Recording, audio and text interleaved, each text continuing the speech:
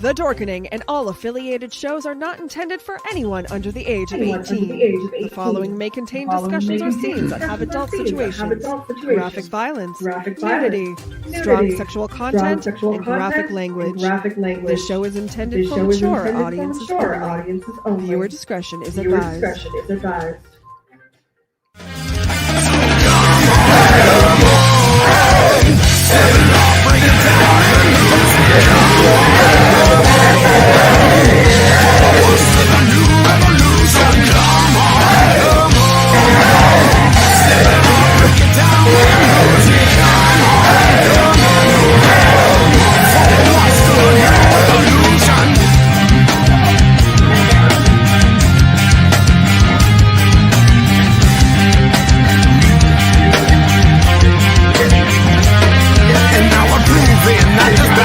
Never losing, I'm choosing to ignore the cuts and bumps and bruises. I'm cruising through these haters, leave them looking stupid. They foolish, if they think they'll ever hear my conclusion. I'm through with all these my and the excuses. I'm bruising, equals left and right every time I do this. I'm shooting for the top, no one ever said what you did. The future's in my hands, my grip will never lose it. My crew is ready to obtain the absolution. Removing any doubt that we was ever fooling.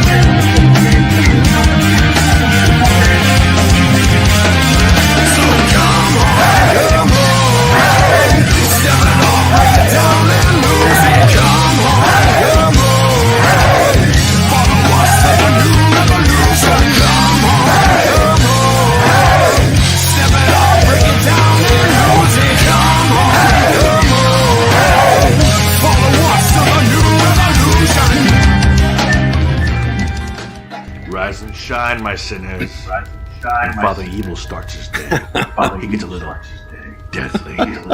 Deadly Grounds coffee has the richest, smoothest flavor you'll find anywhere. It's sinfully delicious.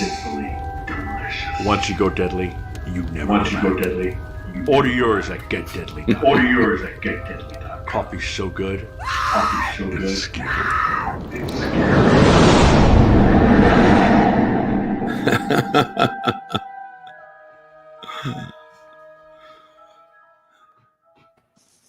And now we are live on an awesome episode of Still Toking With. And with us today, as always, we have the amazing Benjamin. How's it going, sir? I was looking for the amazing one. I don't see him anywhere. What's happening? Hey. And the equally amazing Jeffrey. What's happening out there? Welcome to the show. It's going to be a fun one. Oh, It's gonna be a totally. fun one. Jeffrey, I just got to be careful. I was told that I scare people. it was a joke. It was a joke. Yeah, you Yeah, only well, scare that- him when you stand up. Oh, you want me to do that? No. Oh, okay. Thank you. So, Jeffrey, would you like to introduce our awesome guest? Sure. Larry Kenney, voice actor. I think my wife's actually tuning in because she remembers Imus. Imus in the morning, yeah. So do I. Imus in the morning. I bet you do. I hope so. You know, and that whole thing about scaring people, because Leo actually warned Larry not to be scared of me or something like that. So Well, the first thing Larry had to do was, what'd you do? Bourbon? Did you have a soccer? Did you have a soccer? My come sponsor on might be now. listening. Your sponsor? I think what I said was don't scare him away because we'd love to have him on our other show as well. Oh well, that's okay Hey, then, listen. because I'm not on that other show. Listen, I was with Imus for 35 years. Nobody scares me. There you go. There you go. Oh, wow. Hey, we got welcome to J-Bo the says, love Larry. He is one and only Lino, Lord of the Thundercats. Well, actually, that's not true. There are two other Lionos too. You know, Will Friedel and from the Warner Brothers 2011 reincarnation, and whoever's doing Liono on the current one, Thundercats Roar. I don't know who that is, but I was the first. Yes. Yes. Well, that's why he said you were the one and only You see? in his eyes. Oh well, thank you. Right. But before we get all into the Lino and all these other great characters that you voiced, I want to take it all the way back. All the way back. As far back as we can possibly. Leo. Screen. Well, you were talking there. Hey, Well, yeah, but Can I quickly say hi to one of my Facebook friends I just saw is on J-Bo McNeil. Hey, J-Bo. Hey, J-Bo. Hi, J-Bo. Welcome. Enjoy the show. Make sure you like and subscribe to the page just because. Yeah, we see J-Bo at all the cons as well. He's an awesome good. Yeah. Okay. Nice. But yeah, like I said, Jeff mentioned Imus, and which we want to get into, but I want to take it all the way back to when you first started. You were 15 years old. Is that correct? Yes, 28 years ago. That's right. I thought it was 26 years ago. So, geez, I mean, I don't know where my head is at. I'm gonna have to add a couple of decades to that. Larry, don't worry. I'll give you his address.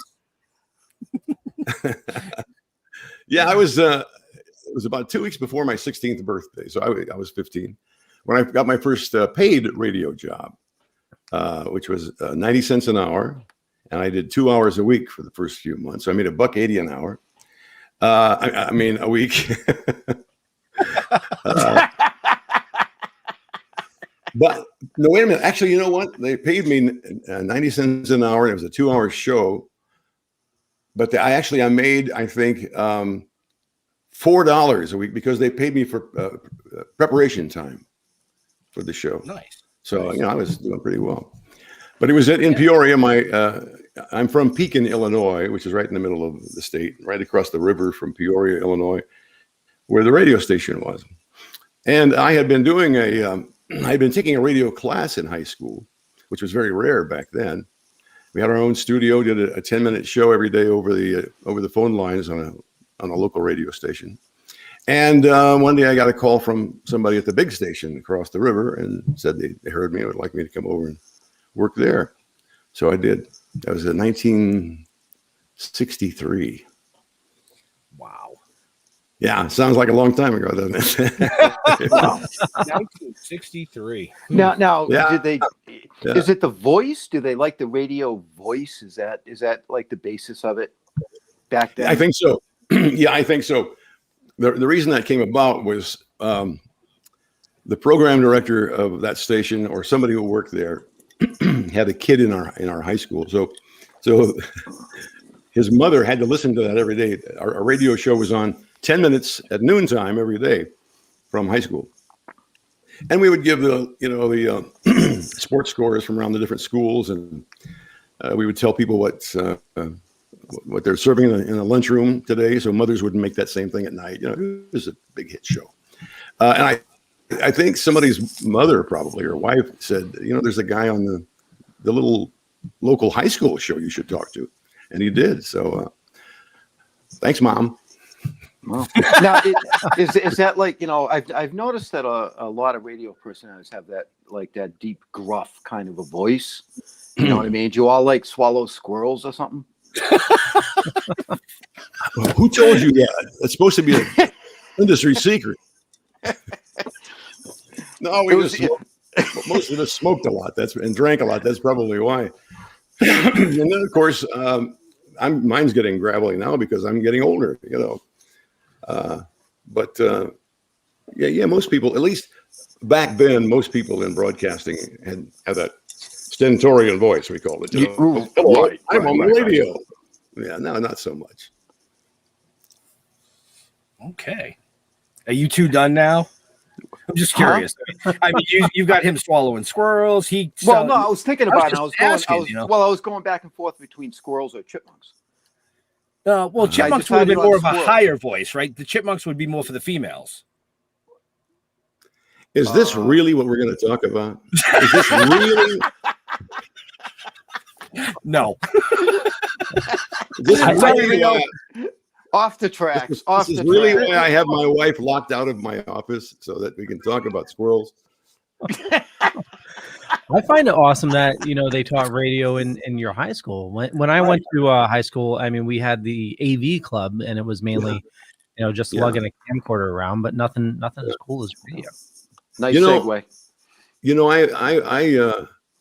It wasn't until I was grown and moved away and was working in radio in the big time that it occurred to me, my God, we had that back in Pekin High School.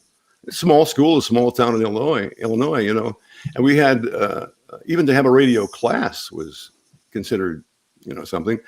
But we had a studio with state of the art for that time, equipment, big nice board and everything. And so looking back on it, it was almost a miracle that they had at that school. Otherwise, I never would have been, where I'm at today. Right. So now, like you said, this all started in 1963. Yeah. And then you bounced around to numerous other stations over the next. No, I didn't bounce around. Breast. Did you say breast? No, I said progressed. Progressed. Oh, okay. Look it up. Leo, you're more than welcome to mute him. Yeah. Look it up on your phone. Progressed. Yeah. All right. I'm sorry. I started progressed. Yeah. Moved up the ladder. Okay. Now there were a lot of guys that probably still are in radio who bounce around, but I got very lucky. I started in Peoria. And then after a couple of years, I got a call from a 50,000 watt station in Indiana, WOWO. And I was there 2 years, and then I got a job in Cleveland. 3 years. Then I went to Chicago for 1 year, and then New York for now 48 years or something like that. Oh, so at the beginning, you did bounce around. No, he progressed. He progressed. He progressed, Jeffrey. Progressed. I'm going to give him your home address after the show so that he can send you a nice little gift. Okay. In a brown paper bag. A blow-up doll so I can bounce around? Yes. Okay. So you ended up in New York, like you said, and that's where you joined Imus in the morning, correct? Technically, that's another kind of story, not an interesting story. But I was working in Cleveland, as I told you, at one radio station, WKYC. Imus had just come to town and was working at another radio station in Cleveland. He was there for a year before he went on to New York. We were at different radio stations, so I never met him while we were in Cleveland. But one day while I'm on the air in Chicago, an old friend of mine who had been my board engineer, my board operator in Cleveland, called me and said, "Hey, you know, I'm running the board for Imus now. I'm the engineer on the Imus show." And he said to me the other day, "Did you ever work with Larry Kenney at KYC in Cleveland?" And Walt said, "Yeah, I was his board op." And Imus said, "Well, I used to listen to him all the time, and he was so funny. He did those great character voices and impressions. You think he would, you know, consider doing some stuff here on our show?"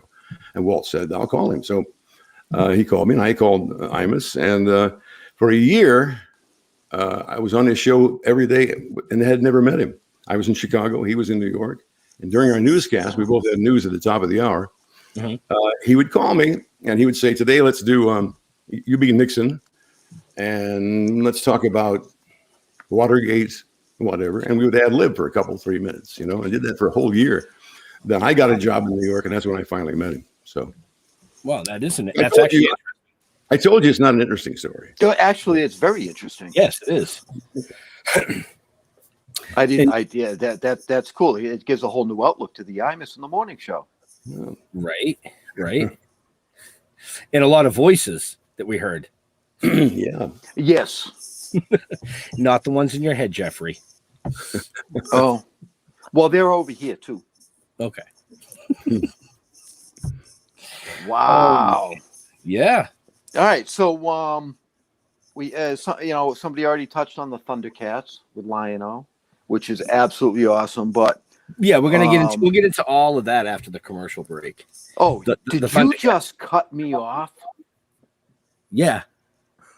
Wow. Wow. Okay. Well, I'm going to ask about Silverhawks. Go ahead. Because I know nothing about it. Well, it was another show by Rankin Bass production company, and it was very similar to Thundercats. It came about because of the success of Thundercats. They said it turns out to be a big hit. This format with half cat, half animals, half human characters. You know, so let's try one of people who are, as the introduction always said, half metal, half real. Silverhawks. So, and they were in space. That's all I can tell you. That's all I remember. Really. Okay.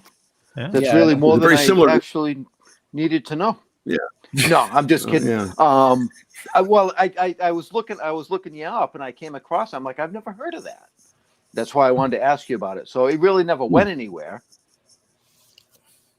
Well, it was a pretty big hit. It was a pretty big hit. We did. Yeah. We really? did, Am I that old? Yeah. Well, yeah. He's like, yeah. Yeah, you are. It was never as big as Thundercats, of course, but right. A lot of people liked it.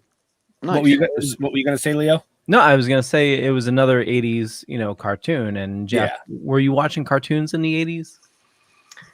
80s. I graduated in 81, so probably not. No. He was starting off his college. My college party days where I disappeared for years. I'm just surprised you graduated. Whoa, wait a minute. I never said I graduated. Yes, you did. No, I didn't. Yeah, you did. You graduated in 81, you said. High school. Oh, that's high the school. grade. Okay. Well, I didn't say that. I just said I'm surprised you graduated. I'm surprised you graduated high school. No, I did. I was very smart. And then I went to college. No, seriously, I was very smart, and then I went to college, and it was all downhill. I think we might have a new co-host here. Really? No, you don't. Well, we can have 4 of us on the screen. Oh, I was waiting for it. I was just waiting for him to give you just. He's been very patient. You can see it in his eyes. Oh no, he's formulating digs right now. Oh yeah, he's formulating. He's like just like I am. Yep. It's the battle of the minds. Let's stop doing that and talk about the show, okay? Go ahead. I know you got more questions, Jeff. Well, no, because you wanted to wait for some of it until after the commercial break. So, oh well, okay. I will honor that. Yeah, because a lot of people love Thundercats, and I'm sure we'll spend a lot of time on that. And I, for one, I remember watching it, rushing home and watching it after school, like the reruns and stuff, and Saturday morning cartoons. So yeah, Thundercats was definitely my jam. Oh yeah, definitely, most definitely. When I saw the opportunity to have Larry on, and I said, "Wait a minute, you mean the voice of Lionel? Really, Leo? I promise we won't scare him off the show. Can you get him for us?" And now Larry's sitting there going, "Really? Why did I agree to this?" Well, but you did other impressions too, like Nixon, and when you were on the Imus show. You know what I mean? Yeah. You want to throw a few out? Well, let's see, guys. It's been so long ago. I did as regular characters on the show. I did Nixon, Kissinger. Your young viewers won't even know who these people are. Walter Cronkite. We had Walter on the show a couple of times, and one time he was sitting right next to me, and he had written a book about his life, and the book started out. My father was a dentist. I think that's how it started out. So we go on the air, and Imus, he always would start an interview with, why did you start the book that way, or some sort of a comment about the first line of the book. So the director says, 3, 2, 1, you're on. And Imus says, Mr. Cronkite, how are your teeth? Walter looks at me and he goes, my feet. What? How are my feet? I said, no. He asked, how are your teeth? Because your father was, my teeth. Oh, my teeth are fine. I thought you asked about my feet. That was true. Oh my God! Wow, that's What else did I do on the show? I did Elvis a lot. Elvis Presley. Geez, these people are all long dead. I remember them all. Like whoever popped up in the news. Well, you're old enough. I mean, young people, they don't know who those people were.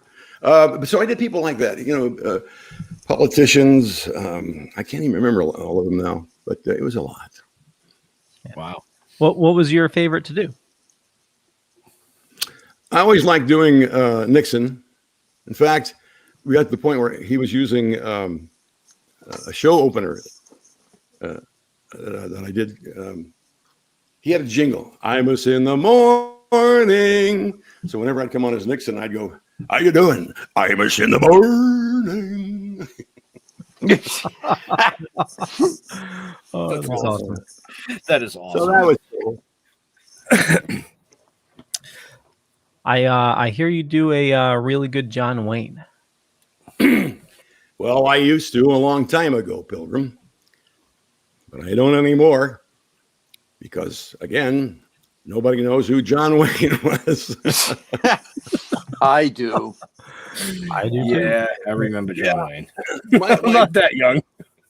My John Wayne was never that great. It's just a fun one to do. I had, I remember a time, you ever heard of a guy named John Biner, a comedian named John Biner? He was very big back in the 60s and early 70s. And I saw him on Ed Sullivan one time. He did impressions too. He did really great impressions. And he said on the show, he was Johnny Carson asked him about his impressions. He said, do you do John Wayne? And Biner said, no, but I'll tell you what, I had a priest in school. And this guy sounded just like John Wayne. He didn't look like him or anything, but he sounded just like John Wayne. Oh, and he walked like John Wayne. So I'm gonna get up and show you. He says, so every Sunday the guy would walk into church like this.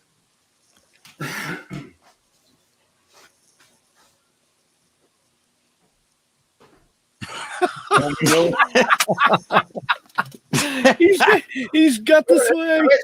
Wait. Well, Domi nos vobiscum, partner. Hail Mary, full of grace. Wow, that's awesome. Oh yeah, I am. Yeah, that's great. That's great. That was awesome. So from there, you actually ended up hosting a TV show, if I'm not mistaken. Yeah. Yeah, I hosted a game show in New York for 3 years back in the late 70s. Bowling for Did it have dollars. to do with balls? Yep. It had Yes. to do with balls. Yes, yeah. Well, almost everything I do pretty much had to do with balls. But this particular Oh, you got him loosen. You got him to loosen up. He's looking over his shoulder now. He's making sure nobody's coming. I want to know who said that. It wasn't me. No, I said it. I'll take blame. It was a game show called Bowling for $, and that's exactly. In fact, you know that horrible thing in Columbine where they did a movie called Bowling for Combine. That's where he took the title from. Why, I'll never know. But people would come on the show, and we did it at Madison Square Garden Bowling Center. Half an hour every night, 5 nights a week on Channel 9 in New York. And it was done in, I think, about 15 cities around the country, but all with each with a local host and local contestants. That was the whole idea of the show. And people would come on, and I'd chat with them a little bit, and then they would go over and roll their first ball. If you got one strike, you won, I don't know, $25. Remember, this was 1976. And if you got 2 strikes, you'd win something a little nicer, a blender or something. If you got 3 strikes, not a toaster, a blender. I like blender. You could have your pick. If you want a toaster, by God, we'll get you a toaster. For 3 strikes, it gets better. For 3 strikes, you could win like a week's vacation. You know, well, in our case, we didn't have that much money to give away, so we'd give you a vacation of like 5 nights and no days in Miami. Anyway. So if you got 4 strikes in a row, you win a brand new car. So how about that? And we gave away several. Now, I remember watching the show, but I can't remember if it was big balls or little balls. Well, in my show, it was big balls. Okay. As I told you, there were different hosts around the country. I think Jim Lang did it in L.A., and Wink Martindale did it in San Francisco. You know, people like that. Right. So now that they've touched on, what's that? Go ahead. I'm just saying I don't know how big the balls were on those shows. I don't want to know. Leo. Yes, sir. Leo, run that commercial, Leo, please. I think it's time for commercial. Okay, so we'll run the commercial, then I'll come back on you, Ben, so you can intro where else we're gonna see. How long is the commercial? Do I have time to? You got to pee. Yeah, you have to pee. Yeah, door right behind me. Yep. He's running. You scared him away. Yeah, you got a couple minutes, Larry. Okay. I was only kidding. Go ahead. So I want to thank everybody for watching this evening. We're definitely going to be covering a lot more with Larry after the ad. And want to point everybody to the show notes because there's some awesome stuff happening. So GalaxyCon, where it's a virtual event with Larry Kenney, that's coming up. Also, there's exclusive memorabilia with a team up with Epic Toys and Collectibles Larry is doing. And I got those links in the show notes. And as always, we love supporting indie businesses. And the sponsor of our network here is Deadly Grounds Coffee, a little mom and pop shop here in Connecticut. They make the absolute best coffee you'll ever have. But here's a zombie talking about coffee. Everyone thinks because you're a zombie, you don't know good coffee. Well, they're wrong. There's only one brew that gets my seal of approval. Deadly Grounds coffee is my guilty pleasure. The aroma is so intoxicating. It brings all of my neighbors out of the woodwork. Deadly Grounds coffee. Coffee to die for and zombie approved. It's good to get a little deadly. Use the front door! Oh, they're so disgusting. Okay, and Ben, we have something awesome you want to show everybody. What?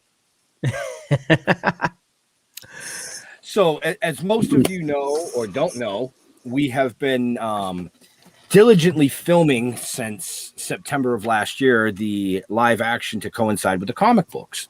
Well, we were blessed about 15 minutes before the show to get a little teaser of that. So, what the fuck are we going to do now? Get high.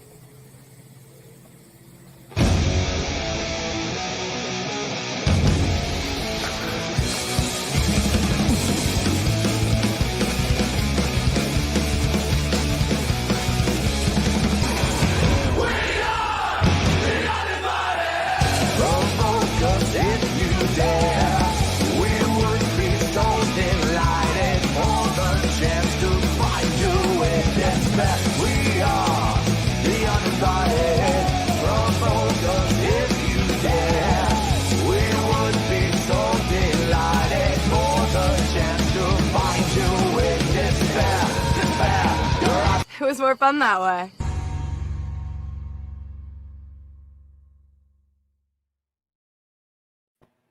Jeff, it looks like you got hurt with that shelving that dropped.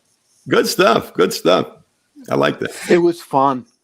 It's been really, really fun. We've had the pleasure of just for Larry here, because most of the people watching know, or the people that know us, to work with Bill Diamond from Diamond Productions.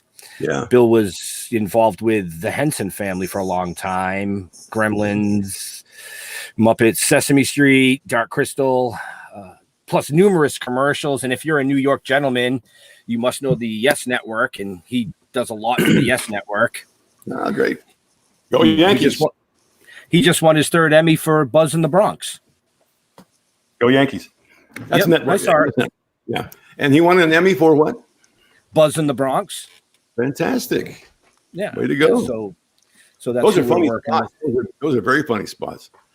Yeah. I like the first one at the beginning too, with the vampire type guy, not vampire, the Dracula sort of guy. I have a Dracula sort of guy, in my history too, Count Chocula. You do, Count Chocula. So Count how is it Chocula, like? How is it playing that? I mean, it's a great cereal. I mean, come on. You don't eat that crap, do you? Not anymore. No, I was more of a Boo-Berry, to be honest. Blueberry, yeah. Yeah, I started doing Count Chocula in 78, I think. I did it for almost 40 years, 39 years. And Sonny the Cocoa Puffs Burger, too, 38 years. Yeah. Wow, I didn't know it was that long. Holy shit. Yeah. Well, wait, how could you have done it for 30? How did you do it for 38 years if you were only 28 when we started the show? Oh, yeah. Oh, no, you started 28 years. Okay. I'm getting confused with the numbers here. I'm getting a headache from the numbers. Yeah, I started doing the Count in, I think, 78, and then Sonny a year after that. And I did them until 2018, I think. Wow. Now that's impressive. I know. I've been very lucky, and I've had. I mean, most people in the voice business, the voiceover business, do commercials and things. It's very rare that you get a client that you stay that's doing the same spots for all that time. And then I've been very lucky with that. I also have been doing, and now I've been doing Skittles for 22 years, I think. The Skittles commercial. Yeah, really. Yeah, I'm the guy at the end that says, "Feel the rainbow, chase the rainbow." No shit. No, Skittles. Skittles. Yeah, Skittles, not shit. Skittles. Skittles. Yeah. No kidding. Wow. Yeah. Okay, Never- I did not know that. Neither did I. Yeah. Well, that's the thing you see on commercials. There's no credits on the screen, so people don't know who it is. Although these days with the internet, you can find out easily. There's several internet websites that are behind the voice actors and who's doing, who's the voice on this commercial and that commercial. Yeah. But before that, nobody knew who was Count Chocula or Sonny the Cocoa Puffs bird. But I knew. Right. Wow. I'm kind of blown away. Yeah. I mean, knowing you did the voices, but for that length of time, yeah, that's incredible. Yeah, I'm very proud of that. Absolutely incredible. Thank you. I'm very proud of it. As I said, there are very few. And in fact, all the years that I've been in the business, I've never heard anybody tell me they had a client longer than that, long running client. So I'm very lucky. Yeah, but you've done numerous voiceovers. I mean, you actually did a voiceover for Grand Theft Auto 4. Mm-hmm. Yeah, Grand Theft Auto 4. Yeah, I've been doing a lot of games lately. The video game side of stuff. Yeah, I think Grand Theft Auto 4 was the first one I did. I think the first video game. Right. I think that was for Rockstar Games. Yeah. Mm-hmm. The announcer on Beat 102.7. Is that what he was? Yeah, that's right. Yeah. And then I did.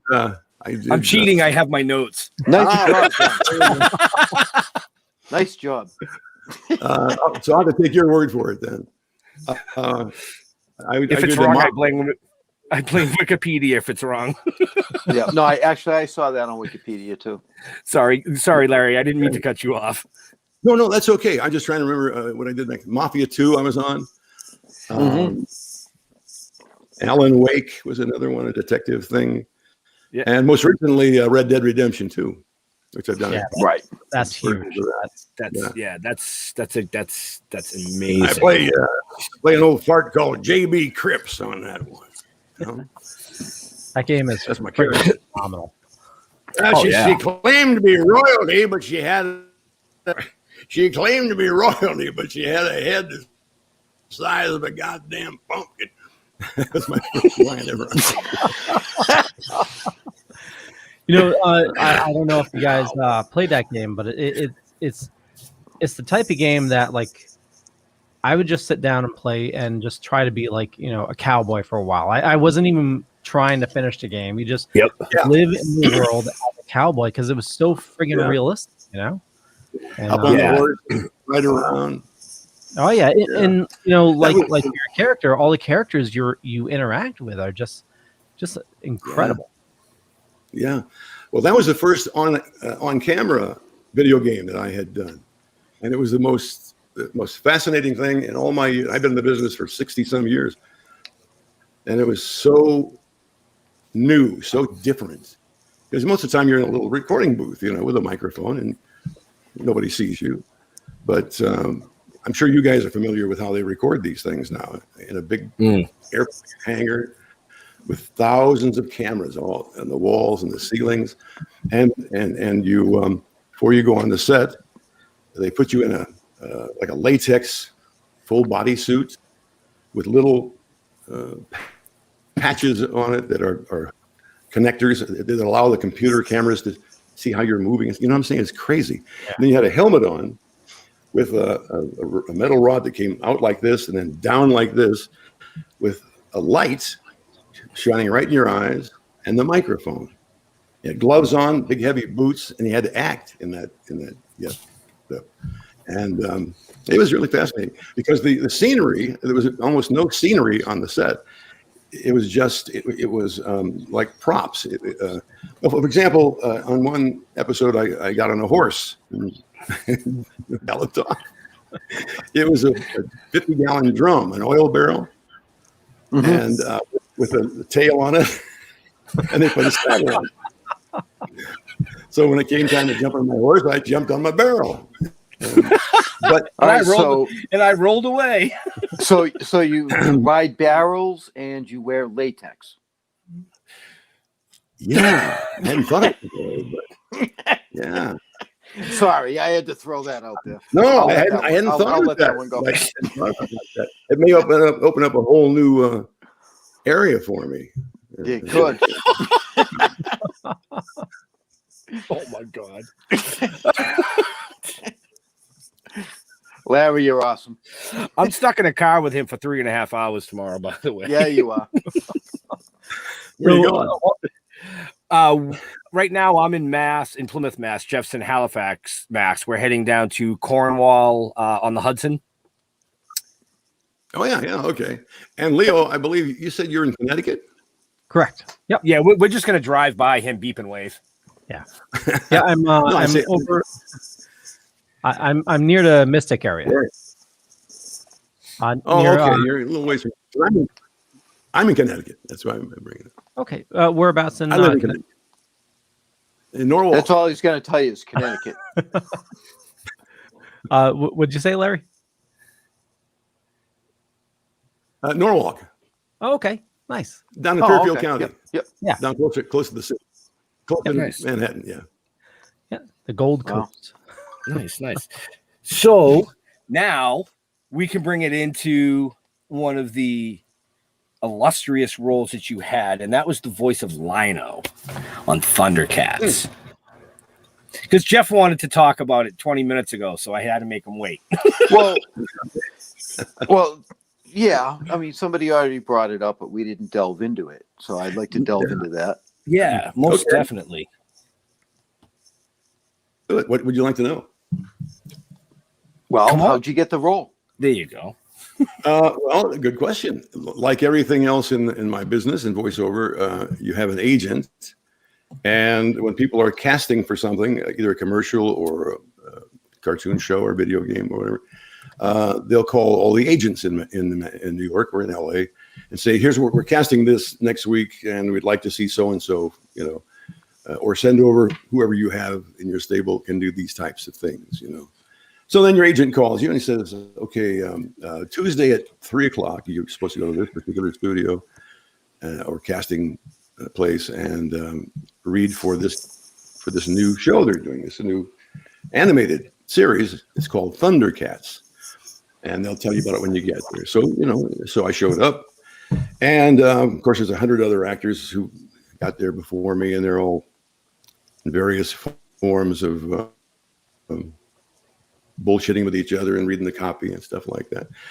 And then when you walk in, you see that the walls are all covered with illustrations of the characters and a little paragraph about the characters.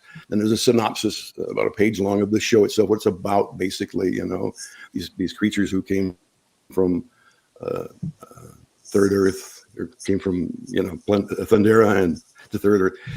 And then they told us, when it was my turn, they said, "We'd like you to pick one Thundercat to audition for and one mutant." Those were Mum Ra and his guys.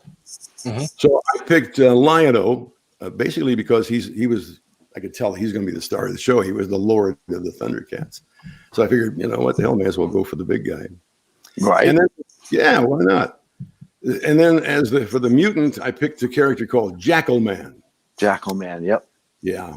Now, the voices themselves, the voice for Lion-O was basically my voice. They told us when you read for the Thundercats themselves, the members of the Thundercats, we don't want anything cartoony, nothing that sounds like, I have a cartoon voice or anything like that.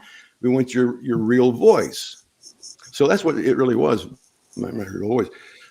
As I'm sitting here talking to you guys, it sounds like Sword of Omens, come to my hand, I, Lion-O, command it. But on television, it sounds like Sword of Omens, come to my hand, I, Lion-O, command it.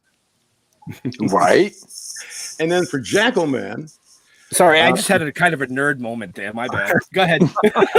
I think we all did, Ben. Yeah. All right. I'll wait for you to clean yourselves up then. Yeah, I got it right here. The towel beside me. We're good. We can go on. For Jackal Man, I saw the illustration, and it was just, looked like this evil, sneaky, In fact, I was thinking a jackal. Who knows what a jackal is? But I think it's like a wolf or something sneaky and slimy. It's like a hyena. It's like a hyena. Like a hyena. Very good. I didn't think of that at the time, but that's what I was trying to think of, that type of, and I remembered in the back of my mind, I had one of my favorite characters from when I was a kid was Snidely Whiplash on Rocky and Bullwinkle. Yes. Remember him? He was the stereotypical villain. Had the big, tall stovepipe hat and the cape. I'll get you now and tie you to the railroad tracks. So I thought, that was a good voice. So it came out. So Jackal Man to this day sounds like we must get the Thundercats. Yes. That's how I got that voice. Wow. Yeah, I had a really bad comment and I decided not to say it. Good boy. I'm proud of you. Yeah, me too. Well, I had to do a Jackal Man. No. I knew he was going to tell us right away. But I'm not going to tell you. I'm not going to tell you. I didn't even have to say it. Leo. So I'll try to save us. Sticking on the Thundercats. Doing the research for this, and I try to read up on, things that happen. You had a very interesting story when Thundercats first came out with you in Toys R Us. Oh, yeah. It was actually it had been on several months at the time. And I'm not trying to just correct you, but it's important to why it was. The show had been on maybe 7 or 8 months, something like that. And we knew it was doing well. The ratings were good, and they kept buying new orders, another 23 shows or whatever. That's how they do it, 23 shows at a time. And about 2 weeks before Christmas, I went Christmas shopping at Toys R Us. And the last time I had been there, I noticed there was a row of Thundercats, maybe one side of one aisle, you know what I mean, of Thundercats stuff. This time I walked in and the whole 3 aisles on both sides are all Thundercats stuff. And there weren't quite as many He-Man aisles anymore or Masters of the fucking Universe. I'm joking. I'm joking. I have dear friends who work on both those shows. We tend to get in little fights like that at Comic Cons. Well, oh yeah. So anyway, I thought, oh my God, that's the moment I knew that the show was a big hit. When there all these, it took up half the damn store. So as I'm walking down one of the aisles, there are these 2 young boys, probably 8 to 12 years old, something like that, 10 years old. And they're looking at the rack of action figures. And as I walked closer to them, one boy said, I'm going to get Panthro. He's the coolest one. He drives the Thunder Tank. And the other kid said, yeah, well, I think Tigra is a star of the show. I'm getting him. I couldn't help myself. I walked over. Yeah, I bet. Guys, you should. Why don't you think about getting Lon? He's the guy who says, Thundercats. Ho! Huh? They both looked at me like, who is this pedophile? Well, back then you didn't think about stuff like that. Now you can't even talk to kids. But and, it's a sad thing. But, I'm serious. They looked at me like, what? So I finally got smart and just walked away. I get about 5 feet away from him, and I hear one kid say to the other one, he didn't even sound like Lionel. I loved it. And I just thought to myself, you little shit, if you only knew, you'd be crapping your pants right now. Go ahead and buy your Panthro. Go ahead. Don't ask me to find it. Oh my God. I love this guy. I do. I love this guy. I love you too. We'll exchange numbers after. Yeah. No addresses. I don't need anything nasty. No, hotel. Don't worry about it. He'll bring the latex in the barrel. I've done it 1 million times. Oh, sorry, Leo. No, it's okay. Leo's turning red. It only took us 50 minutes this time. Usually it's 3, but it took 50 this time. So wait a minute now. I have a beautiful red-headed daughter, and she's always red too. So that may not be due to this. We tend to brighten up quite easily. Please don't tell me that.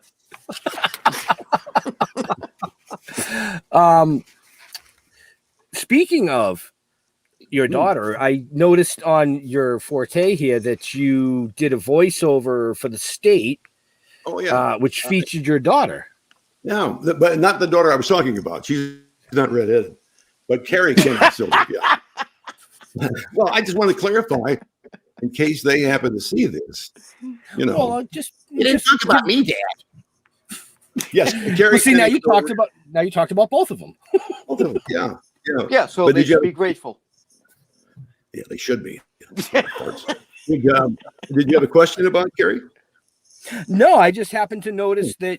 Well, yeah. I mean, what was it like? I guess being able to work with your daughter. Oh, it was fantastic. I mean, you know, that opportunity doesn't come up very often. You know, in this business to work with your daughter or your and stuff like that. Right.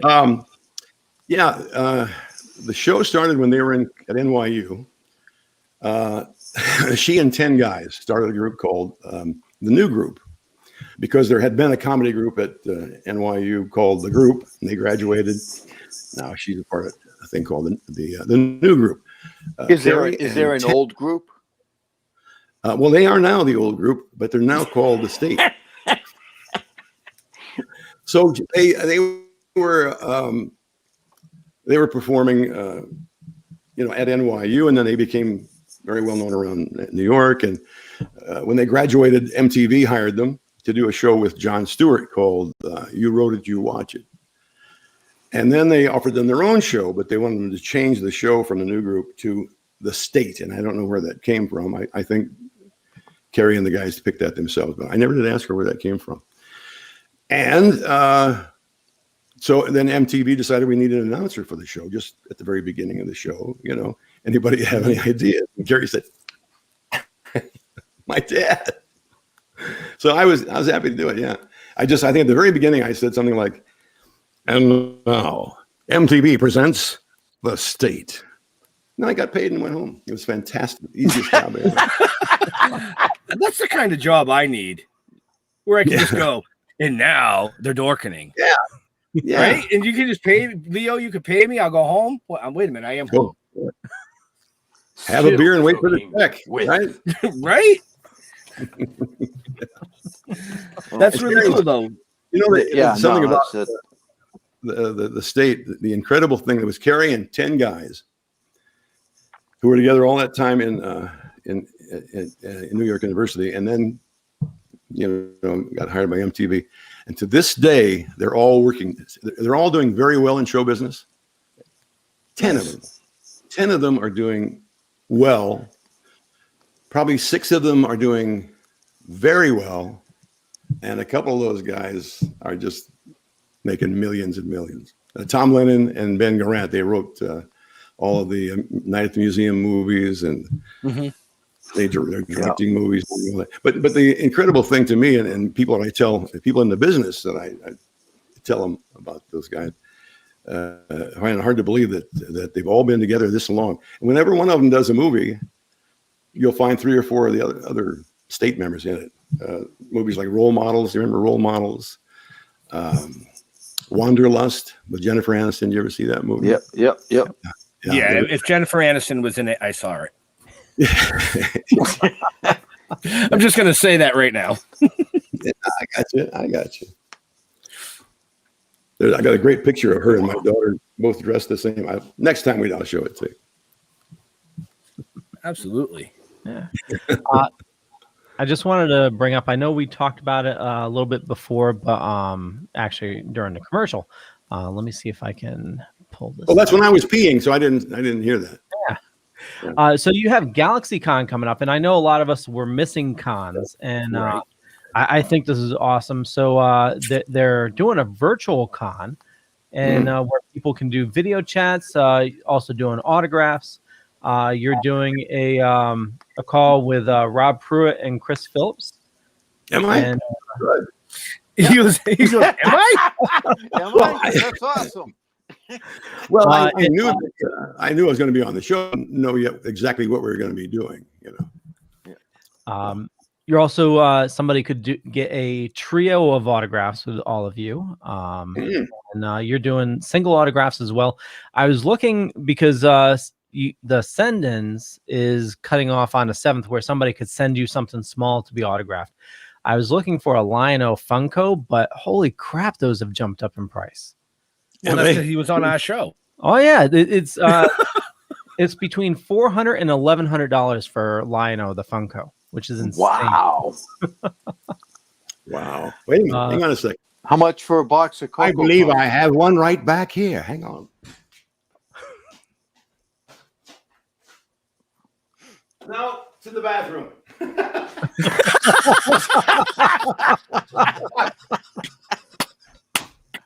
Let me see if it's clean.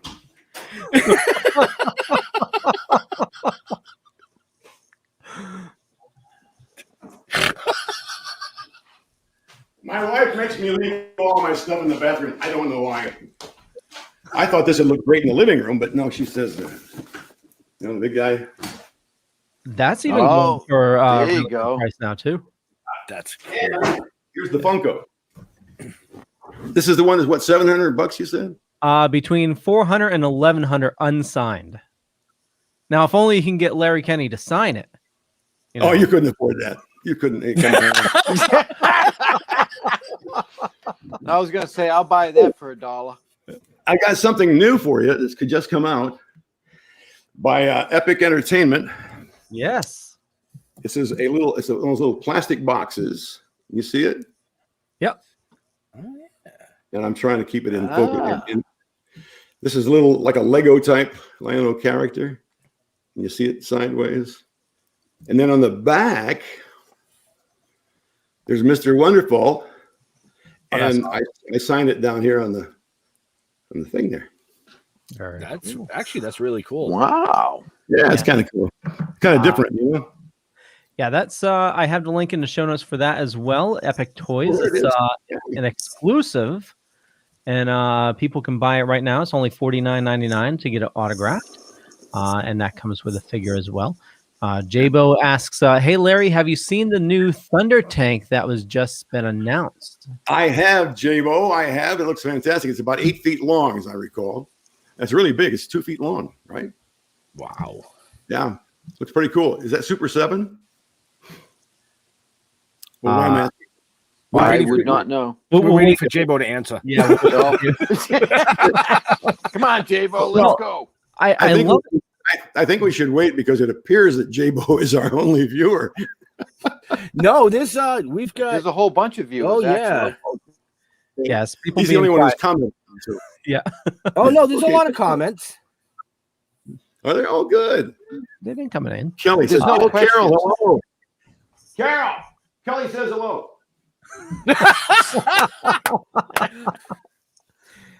Jabo says Super 7 did this, and he said yes, it is a large one. They've got a lot of new Thundercat stuff coming out, I guess. Silverhawks too, I think. I love it that the 80s is coming back again. You know, a lot of like you mentioned, like He-Man and Thundercats, and it's because all of us that grew up during that time, we're now we're all old, and a lot of us, we have a little bit of disposable cash, and they want that, so they re-release it. Wait a minute. Who has disposable cash? Well, I mean, no. Who you made it? Who has to? Because listen, you can go to stilltoking.com right now. We have a whole slew of sponsorship opportunities for you. Okay, not disposable, but like me, collectible cash.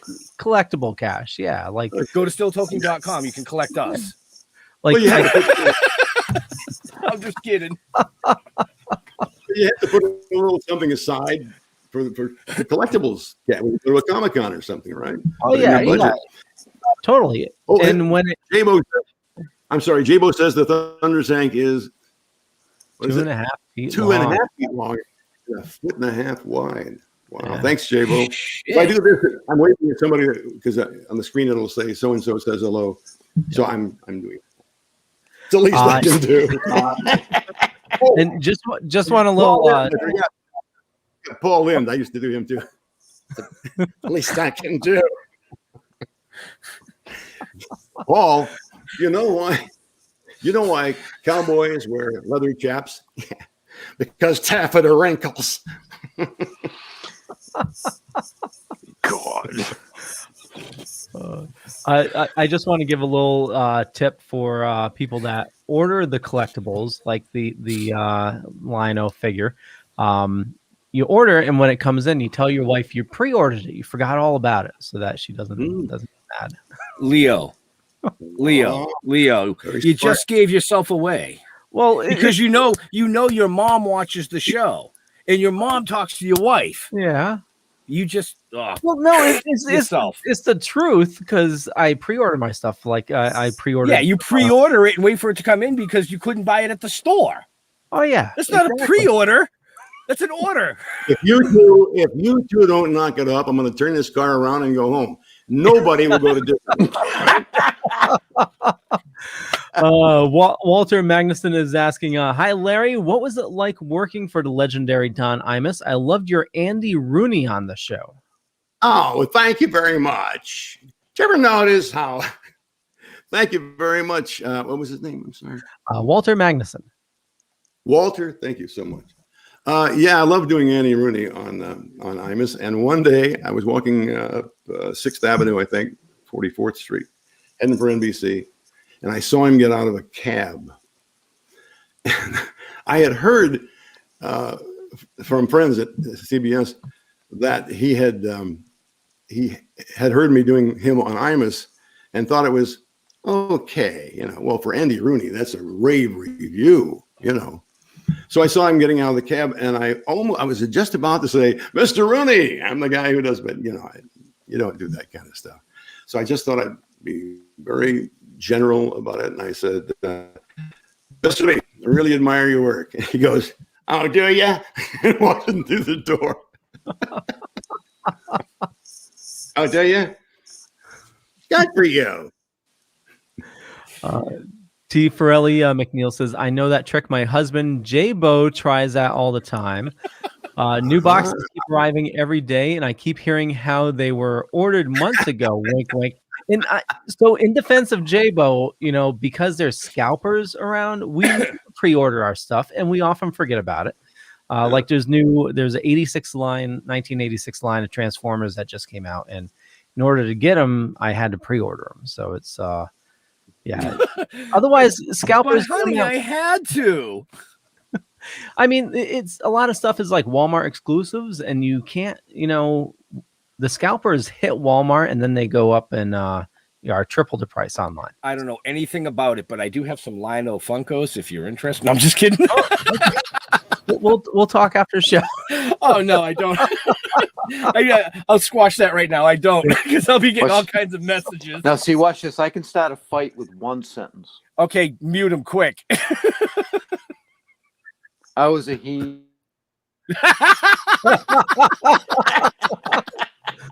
He did too. He heard I was a he click. You're gonna say you were a He-Man person, then you go to Toys R Us, you get one aisle. Oh, okay. Lino had 3 aisles. Yes. Yeah. I feel ashamed. Oh my gosh, look at the time. Guys, how much I don't mean to be rude or anything, but I haven't eaten dinner yet, so how much longer do you need? Actually, my dinner's almost done too. We just like 2 minutes. One more thing to touch on, and then you can run. I promise. So give me 5 minutes. You like we said, you did the voice of Lino, and in 2011, you were invited back to Thundercats animated series to play the voice of Claudius. Claudius, his father, yes, Claudius. Isn't that what I said? I put an E in there. Sorry, Claudius. Most people say Claudius like you did, but it doesn't matter. as long as my name is right on the check. You can call them anything.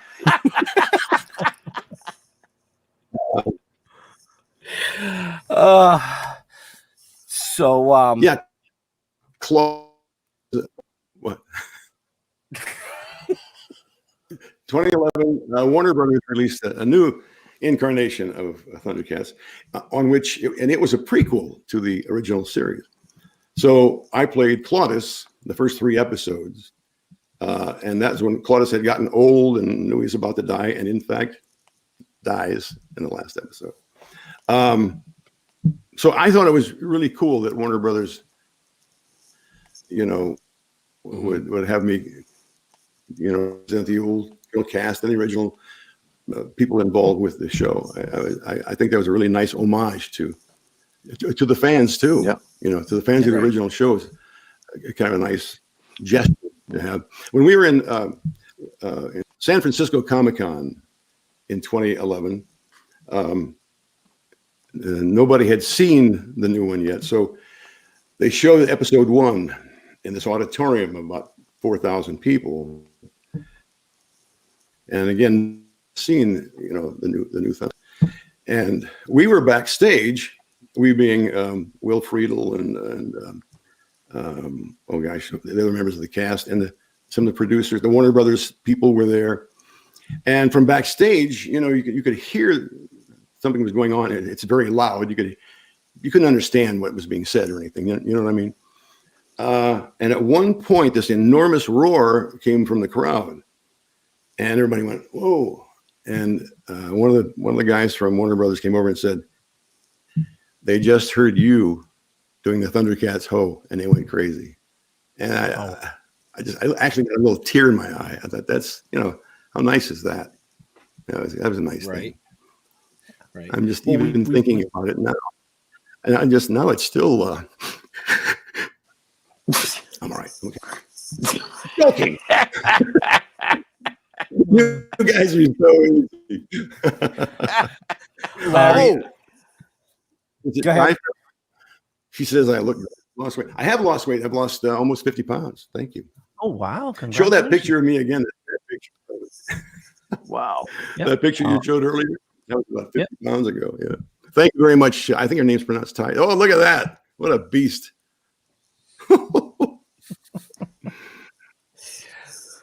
Larry, we will let you go eat because I want to go eat too. Well, you're going to let Leo take us out of the show, but I do want to say thank you so much for coming on with us.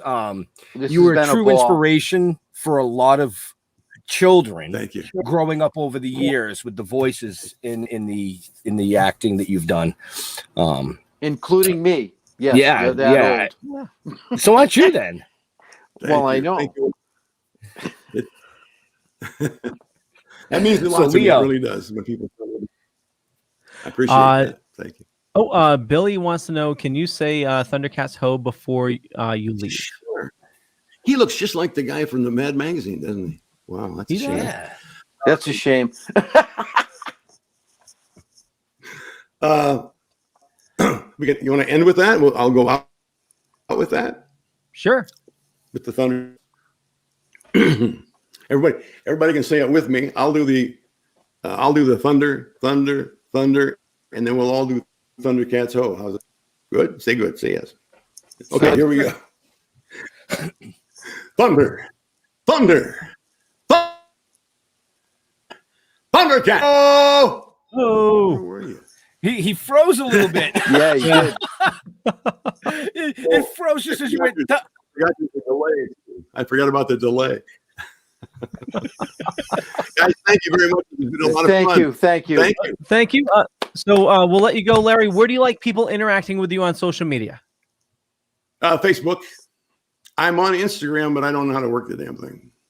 Okay. I can never figure out how to post things, and I'm 130 years old. So, but Facebook, I'm a faithful Facebook follower. Facebook. And we have your Facebook information in the show notes, so definitely check that out. Good. And we'll let you go, Larry. Thank you so much for your time this evening. It was a pleasure. It was a lot of fun. I hope I didn't offend you. Oh, not at all, Jeff. I had a great time. Too bad if I did. Take care, guys. Awesome. Thank you, Larry. Okay. Bye-bye. Bye. What an awesome dude. That was a great. Yeah, he was Holy great. crap. Yep. So I know you guys, well, I know Jeff needs to go eat, but I know we brought this up before, but we just, to support Larry, it's, I know without cons, a lot of people are, cons were a lot of business. And if you've been to cons in the area, Larry, he definitely does all the cons around here. But definitely check out the Icons of Advertising virtual con. And you can get autographs, you can get one-on-one conversations, and also the Epic Toys and Collectibles. And that I'll bring that up right here. The figure autographed by Larry as well. And those links are in the show notes. Up above or down below, depending on where you're listening or watching. Yeah.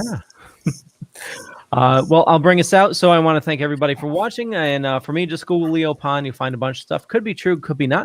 I'm not going to say which is which. And stay tuned at 9 o'clock. We're going to be doing another show live here on the Dorkening podcast. With who? With Han Soto, which is actually from Cobra Kai Season 3. And he is the commander of the camp that captures Kreese. And you find out how Cobra Kai actually got its name, which is that scene. Holy crap, that freaked me out. Right. Right. Hey, I wanted to make sure that the Dorkening got the proper plug on our show tonight for what they do.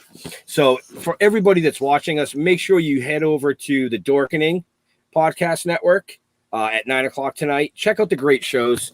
I mean, there's so many shows on that network that you should probably just tune in like at 6 a.m. and just fucking leave it on all day. Okay? I mean, I'm just saying. Well, why am I full screen? Oh, why not? I don't know. I thought I had a booger or something. Excellent. So I want to thank everybody. Thank you for tuning in. That was a great show. I had a lot of fun. Right. Larry's a trip. Thank you, J-Bo. He's a little fucked in the head, I think. No, he's a good guy. I had a lot of fun. I'm on Facebook. Look me up. Or don't. I don't care. Stilltoken.com. That's where you'll find us. Constantly updated. There's all kinds of shit on there. Go cruise around. Cool beans. In regards to J-Bo's comment, send me a message. Hit me up on Facebook. We'll get you scheduled on the show. I mean, I'm booking the end of March and the beginning of April right now. Right. Yep. And that goes for anybody that watches the show that wants to be a guest. I mean, you just send us a message, man. We're all about it, So to all our veterans and first responders, we want to thank you for doing what you do every day so people like us can come up here and do what we do every day. We love you, and we'll see you next week. We're out of here. Bye. Peace out.